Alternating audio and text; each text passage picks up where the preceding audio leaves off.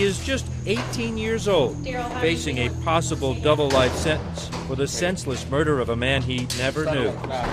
On June 26th, a group of white teens, 7 in all, leaving an all-night party in the white middle-class enclave of Rankin County, Mississippi, in search of a black person to, quote, mess with. They drove 16 miles on a freeway heading west.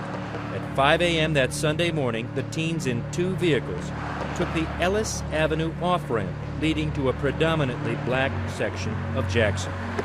Just as they were exiting, an unsuspecting 49-year-old auto worker named James Craig Anderson was standing by his car at this local motel, and he was black.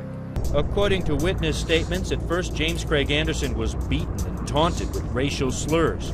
Surveillance video shows white teens going back and forth in what prosecutors say was a continuous beating of the victim. As one of the teens walks back to the cars after beating Anderson, he pumps his fist in the air and shouts, "White power," according to a motel security guard. Then some of the teens got in the white SUV and drove away, leaving Anderson beaten and lying on the ground.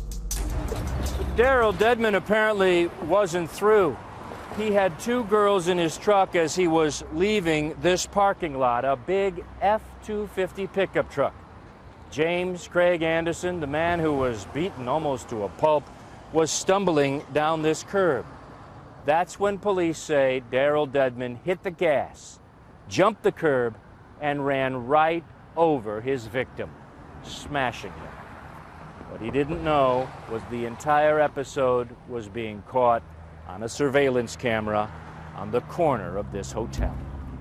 This is what was caught on that tape, obtained exclusively by CNN.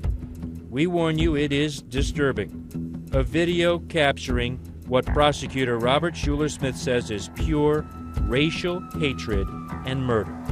Here you see James Craig Anderson in a hotel parking lot as he first comes into view in the lower right corner of the screen. This is after he was beaten, according to law enforcement officials. He staggers into the headlights of Mr. Dedmon's truck. The truck backs up and surges forward suddenly, running right over the defenseless man. Take a look again as the approaching headlights glow on Anderson's shirt, then disappears under the truck. According to police, Dedmon, with 2 teenage girls as his passengers, drove to a local McDonald's, meeting up with the rest of the group. There, according to witnesses interviewed by police, he said, "I ran that nigger over."